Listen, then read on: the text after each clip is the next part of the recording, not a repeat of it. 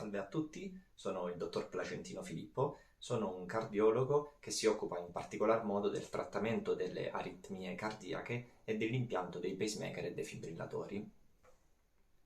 Faccio questo video perché ormai si attende davvero tanto tempo prima di fare una visita specialistica. Dunque è molto importante arrivare preparati, sapere la documentazione da portare, avere un'idea almeno vaga delle domande che possono esserci fatte. Ma ora veniamo al dunque e vediamo la documentazione da portare alla visita. Ovviamente questa lista non potrà mai essere esaustiva e soprattutto questa lista riguarda il mio metodo, che è quello che applico tutti i giorni, che vedo che funziona e che quindi va bene per me e per i miei pazienti. Ovviamente ce ne possono essere anche altri. Prima cosa che chiedo sempre è tutta la terapia. Per tutta la terapia intendo sia quella cardiologica che non cardiologica. Va benissimo scrivere una lista, ma è importante riportare, oltre al nome del farmaco, anche il dosaggio, cioè se 5 mg, 20 mg, 75 microgrammi e quante compresse si assumono al giorno. Se portate la scatola dei farmaci è la cosa migliore in assoluto perché c'è scritto sia il nome del farmaco sia i milligrammi. Volendo potete staccare, anche qui vediamo sulla destra, solo l'etichetta, la parte laterale dove è sempre riportato sia il nome del farmaco che i milligrammi. Questa cosa va benissimo ed è quella che viene raccomandata. Attenzione inoltre al foglietto illustrativo. È sconsigliato portare il foglietto illustrativo, il cosiddetto bugiardino, perché all'interno, come potete vedere, ci sono tutti i milligrammi possibili di quella compressa. Quindi se voi prendete quella da 20 milligrammi, mi portate il foglietto illustrativo, ci sono scritte tutte dal 10 all'80 e non sappiamo, se non ricordate il dosaggio, quale state assumendo. Attenzione inoltre ai farmaci che hanno due o più principi attivi, che quindi hanno due o più dosaggi. In particolare bisogna stare attenti perché ci sono alcuni farmaci dove c'è il 5/10 mg oppure il 10/5, dove il primo numero si riferisce al primo principio attivo, il secondo al secondo principio attivo, e invertire questi due, dato che esistono tutte e due le tipologie, bisogna vedere per bene quale state assumendo voi. Ancora, gli esami del sangue. Prima di tutto vanno portati quelli più recenti in assoluto. Quelli più recenti potrebbero essere incompleti, potrebbero però mancare dei dati che ci interessano, quindi oltre a quelli più recenti vanno portati anche quelli più completi. Di norma più pagine ci sono, più completi sono.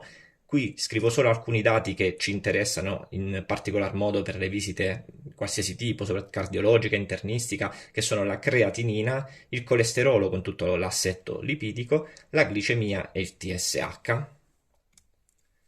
Andiamo inoltre alla precedente documentazione. Se abbiamo fatto delle precedenti visite, ricoveri, interventi, vanno portati, anche se sono vecchi. Meglio portare più cose e che le scartiamo noi piuttosto che non averle e poi ci servono. Gli elettrocardiogrammi, gli ECG, vanno portati, meglio se tutti quelli che si hanno a disposizione, e qui ho sottolineato poi le ecografie. L'ecografia del cuore, cosiddetto ecocardiografia, ecocardio col Doppler, molto importante, e l'ecografia delle carotidi. Poi, se avete fatto prove da sforzo e soprattutto se avete fatto delle risonanze magnetiche o delle tacche cardiache, vanno assolutamente portate per poterle visionare. Infine, qui ho messo una particolarità della visita aritmologica. Quello che ci interessa è l'elettrocardiogramma in corso di aritmia. Perché è molto importante? Non basta solo il referto, perché pur fidandosi ciecamente dei colleghi, spesso vengono refertati gli elettrocardiogrammi non come la specifica aritmia, ma come il gruppo di aritmie alla quale appartiene quella specifica aritmia. Quindi occorre l'elettrocardiogramma perché se si deve instaurare una terapia o ancora c'è bisogno di fare un intervento, ovviamente in questi casi dobbiamo essere un po' come San Tommaso, dobbiamo vedere per poter credere e quindi per la vostra salute identificare il piano più corretto per andare avanti. Ora lascio qualche secondo questa lista in modo che potete mettere pause, potete fare una foto, potete trascriverla, potete avere una sorta di checklist per evitare di dimenticare qualcosa. Ora veniamo alla seconda parte dove espongo alcune domande poste alla visita cardiologica e aritmologica. Ovviamente, ripeto, questo riguarda il mio metodo, dei colleghi possono avere il loro metodo con domande leggermente differenti, ma in linea di massima sono queste qui. Prima di tutto, l'abbiamo già detto, l'importanza della terapia che si sta assumendo e vi chiederemo anche se avete eventuali allergie, soprattutto a farmaci, ma a volte anche ad alimenti o ad oggetti come nickel e il resto. Poi vi verrà chiesto se ci sono stati problemi cardiaci nei vostri familiari, cioè nei legami di sangue sia dalla parte della mamma che del papà, come ad esempio problemi alle coronarie e ai vasi del cuore, se ci sono stati infarti, se si sono fatte angioplastiche, stent, palloncini cosiddetti, oppure se ci sono stati problemi o interventi alle valvole cardiache nei familiari. Poi verrà chiesto se ci sono stati casi di ictus al cervello, ictus cerebrale, in famiglia o altre malattie cardiovascolari particolari.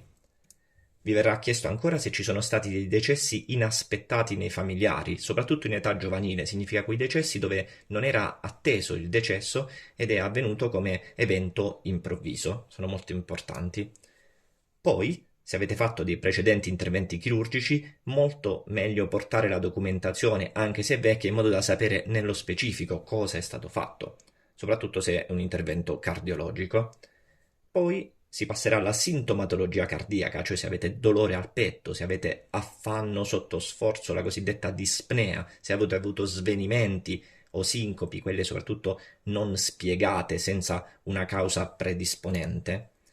Infine ci focalizziamo sempre nella visita aritmologica sul tipo di aritmie che avvertite, il cardiopalmo, la palpitazione, l'extrasistoli, molto importanti in questo caso, lo ribadiamo, e l'elettrocardiogramma. Ora in quest'ultima slide espongo brevemente i momenti della visita cardiologica dopo la raccolta anamnestica, quella che abbiamo visto sulle informazioni sia a livello familiare che personale della persona che visitiamo. C'è la visita medica, dove viene presa anche misurata la pressione arteriosa, c'è l'elettrocardiogramma che è indispensabile, quello in carta rosa, l'ECG, per valutare l'impulso elettrico del cuore, e infine c'è un esame che ormai è fondamentale nella cardiologia e sul quale io insisto sempre, perché è un esame che ci dà informazioni molto molto importanti, è l'ecocardio color Doppler o ecocardiogramma. Quest'ultimo esame è un esame che davvero ci dà la possibilità di uscire dalla visita cardiologica con un corretto inquadramento globale, ed evita di dover richiedere poi questo esame per poi dover ancora ritornare alla visita, rinquadrare da capo, rivalutare il tutto. Facendo anche questo esame si esce dalla visita cardiologica con l'inquadramento più globale possibile e quindi poter impostare tutto il percorso. Ora vorrei chiudere questo video ribadendo l'importanza di portare tutta la documentazione alla visita. Capita a volte che vengono inserite nella documentazione medica anche bollette della luce, dichiarazione dei redditi, va benissimo, l'importante è portare tutta la documentazione medica che avete, in particolare queste cose scritte, in modo da poter dare la possibilità al medico di inquadrare al meglio la vostra condizione e potervi offrire il miglior percorso di cura qualora ne fosse necessario. Se vi è piaciuto questo video mettete mi piace e condividetelo, seguitemi sui miei profili social, sulla pagina Facebook, Instagram e YouTube, troverai dei video informativi e divulgativi dove tratto diverse condizioni cardiologiche. Siete in tantissimi e crescete ogni giorno, vi ringrazio per questo, mi scrivete, mi incoraggiate, mi fa davvero molto piacere che questo lavoro venga apprezzato e sono io che ringrazio voi. Bene, non mi resta che salutarvi e augurare buona salute a tutti. Grazie.